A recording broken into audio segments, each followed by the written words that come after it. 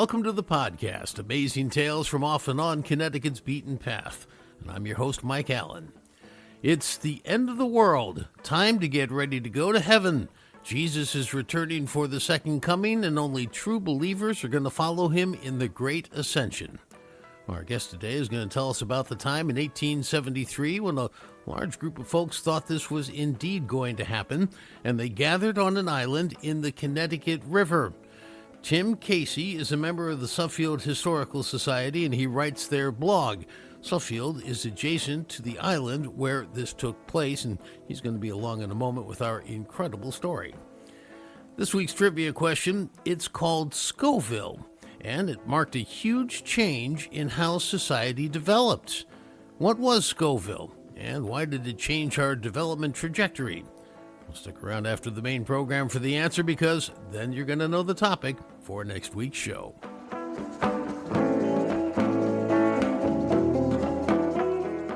The end of the world.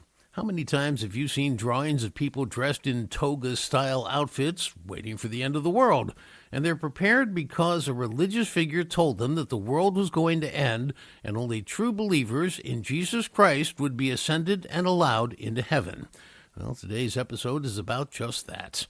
It turns out the Second Day Adventists was a very active religious order in the 1800s, and they absolutely believed that you could find the right clues and wording in the Bible to make a prediction of when the world was going to end. Now, technically, they were looking for what is called the second coming of Christ, a day when Jesus would return to earth, end the world, and bring the true believers with him into heaven. Well, as you're going to hear, these predictions came in several different forms and timelines over the years, but to hear it from the leader's perspective, you just had to know the secret for coming up with the right formula for when all this was going to happen. Now, the Second Day Adventists were very active in the northeast of the United States. Their first leader, William Miller, came from the border area between Vermont and New York, and he started a following known as Millerism.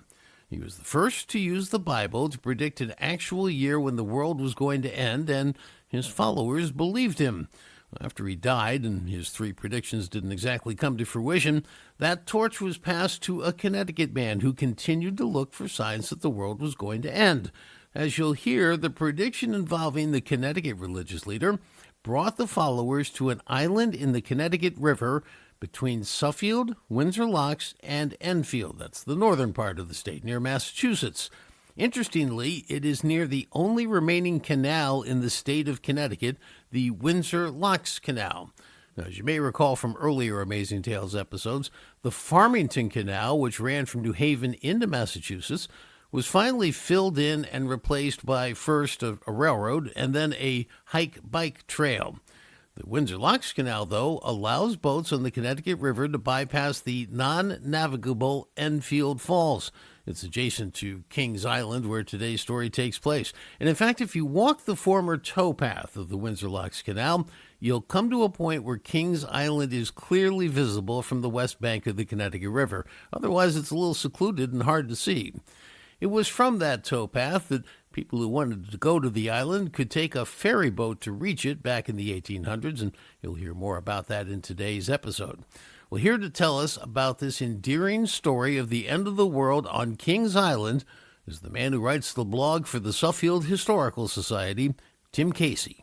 So, Tim, as I explained to the listeners in the beginning, this is just an incredible story about a Connecticut guy who predicted the end of the world, got 100 people to come to his island in northern Connecticut in the Connecticut River and wait to be ascended to heaven. And now we're going to go through the details. And I think to really set this up, for people who don't know about Kings Island, I'd love for you to describe it. I mean, you're from that area. You know about it. Tell me about Kings Island. Where is it? What's it like? How rustic is it? How do you get there? All those things. Kings Island sits in the Connecticut River in between Suffield and Enfield. It's about 125 acres. If you were to look at it today, it is returned to nature, part of a wildlife management area. It was farmland. The way that it's situated in the river makes it an ideal place for a ferry. It's at kind of a narrow point, so ideal kind of crossing place. So this is something, and I'm glad you brought this up, because When this guy, Terry, who we're going to talk about, DeWitt, Clinton, Terry, throughout this, when Terry ended up buying the island, at least the southern part, and developing it and whatnot, you can visit it by boat. I understand when you go there, you can still see a rusty chain around the tree where he tied a cable to that tree and extended that cable across to the western shore of the Connecticut River where Suffield is, and then tied his flat ferry boat to that cable, and that's how he got people back and forth. Did I get that right? You absolutely got that right. And on top of that, you can additionally see the remains of the stone foundation of his house too. So even though it has returned to nature, there are still hints there of what it once was when it was somebody's home. He's not only just this ferry boat operator, right? Like you said, it was farmland. He developed a farm, and he had, I mean, there was a lot of shad and salmon in the river at the right time. So I guess he and his wife and two daughters, they would have a place where you could come and buy fish. And he was a woodworker. He had a very interesting side occupation, didn't he? Yeah, he did. He was listed as a cabinet maker. A cabinet maker doesn't exactly mean the same thing today as it did back then. His main business as a cabinet maker was the coffin making business. Really, he was an incredibly diverse portfolio, as we would say. He was a farmer, but he was also a ferryman, and on top of that, he was, had this fish business, and if that wasn't enough, he was also making coffins for people too, and he had many ways to feed his family, to say the least. Now let's bring in William Miller. Now, I did a little back research on Miller. I think I've got this right. Miller, who was born in the late 1700s, lived in what is today Vermont, a little bit east of Lake George in Hampton, New York. They call it, I think it was technically New York he was in, but right on the Vermont border. Anyway, he was up around there. He was a Baptist preacher, and I don't know the book of Daniel in the Bible, but apparently he did. And he knew passages and what he thought were clues that predicted when the second coming of Christ was going to happen, the ascension of everybody into heaven who were true believers. And he actually set the date of 1843 and said this is going to happen. He was part of this Adventist movement that he started, right? So, what happened when 1843 came and went and it didn't happen? Well, it was somewhat of a concern to the people who had so much believed in it, but Miller, in reaction, admitted that, what, maybe it wasn't 1843, maybe I was off by a year. Maybe it's 1844. And then 1844 came and went, and then he moved on and said, actually, it's probably 1845. I'm actually sure it's 1845. And after those three consecutive failures, people kind of gave up on Miller's predictions at that point, and it was known to the Adventist community as the Great Disappointment. Now, there was somebody who was not disappointed, and we're going to go back now to Clint Terry. It turns out that Clint, amongst all the other things he was doing, farming, coffin making, and all that, he was the leader of the Second Adventists in the greater Hartford, Springfield, Massachusetts area, right? And he didn't give up on this, did he? No, he didn't. And there were a lot of people, particularly in the Northeast, that clung to the idea that there was some way to decode when the end of the world was going to be. And Clint Terry was one of them. And he became a very prominent figure in that movement.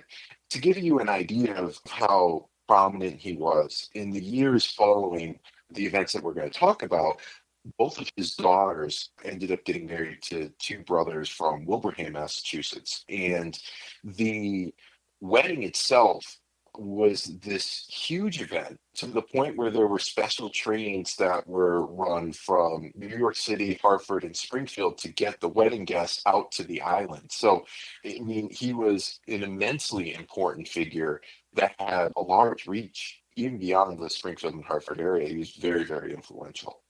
Now, we have to do just a little bit of religious history and political history here so people understand the significance of the date that Terry set for the end of the world.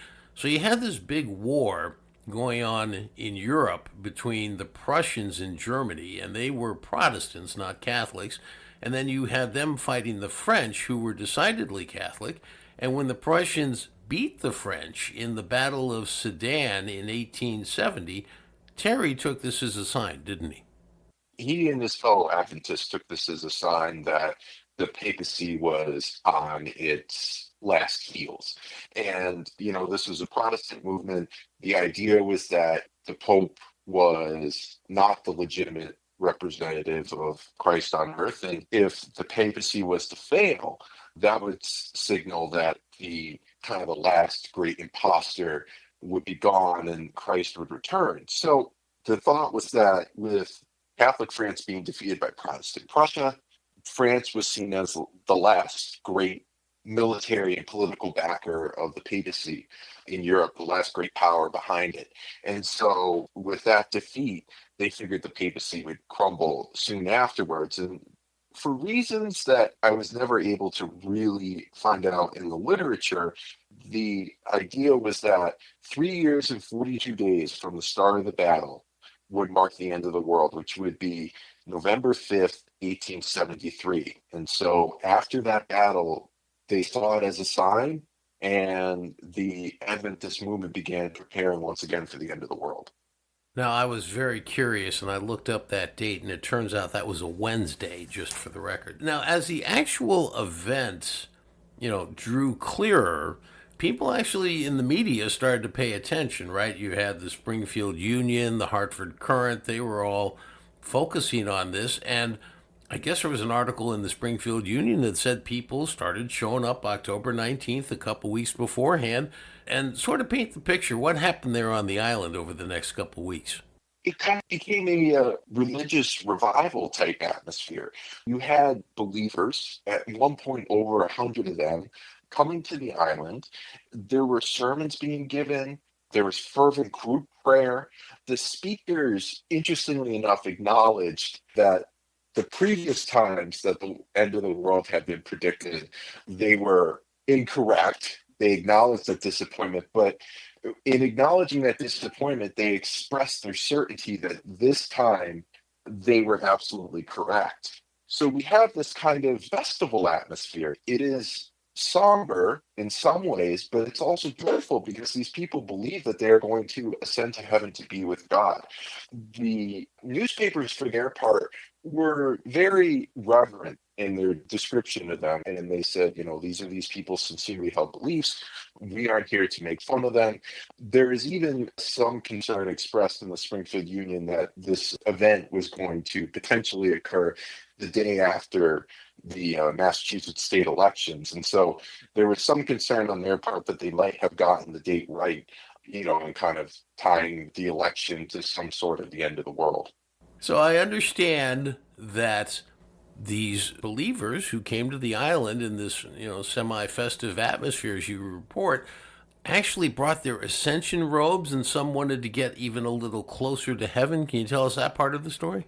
There was no specific hour that this was supposed to happen. There was just a date. And Adventists had some ascension robes. And so some wanted to be the first to get to heaven. They're wearing just these robes, and they are climbing the trees that are left on the island that haven't been felled for the purpose of farming.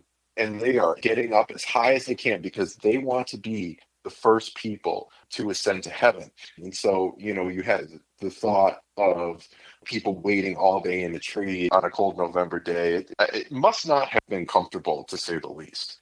So now let's put this together. We're obviously doing this episode today, so the day came and went, and nobody was, world didn't end and whatnot. But just as in the past, the believers said, well, maybe we were off by a day or so, and so they stayed on the island, didn't they? Yeah, they did. And so, at first it was, well, you know what? Maybe we just missed by one day or 2 days. But it became apparent as the days wore on that it wasn't going to happen. And this time around, there had been yet another disappointment. And unfortunately for poor Clint, this was already a spiritual disaster, and it morphed into a material disaster. because basically the people that remained on the island ate him out of house and home. It was reported that he had a flock of over 100 turkeys. By the time the people left, those turkeys were no more. I mean, you got to think about how much food one turkey can give you. And they just basically ate poor Clint out of house and home. And so as the food dried up, the people finally left. And there were even some reports about some folks who came from New Haven, some Adventists, and there were some questions raised if these people were actually true believers or they had just come for kind of a festival and a free meal. Now, this event occurred, as you said, in 1873. 5 years later is that great wedding that you were referencing earlier, where his two daughters got married in a double wedding, that 300 people came to the island and whatnot. But then, not too long after that, by close up to 1900, I guess 1895, now he's not feeling well. His health is bad. He sells the island. He thinks the person who's going to buy the island is going to maintain the house and live there, but they don't. And I guess they actually end up moving the house somewhere into Windsor Locks area. And then he ends up passing away 10 years later. He went up to live with his daughter, didn't he? Yeah, he did. He ended up working in the coal business, and his daughter was living in Brightwood. This was a new section of Springfield that was being developed. He ended up moving there, and he died in 1905. Now, you can visit the island, as I understand it. I guess Eversource technically owns it and maintains it as a wildlife management area. No real established trails, but there is like a campsite there. Do you ever go over there? What's it like? You know, I have never gone camping there, but it's interesting because I have walked on the Windsor Locks Canal Trail for a good portion of my life. So I've seen that island so many times.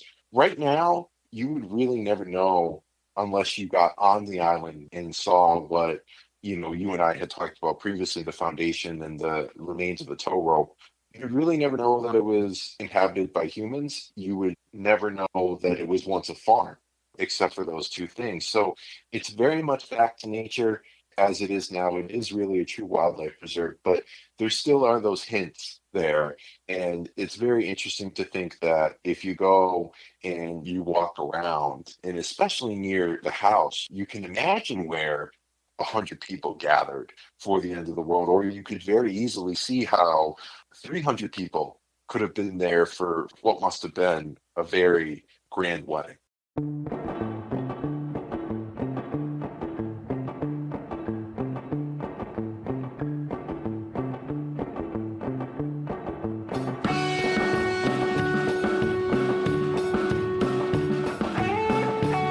Well, that wraps up this episode of Amazing Tales from Off and On Connecticut's Beaten Path.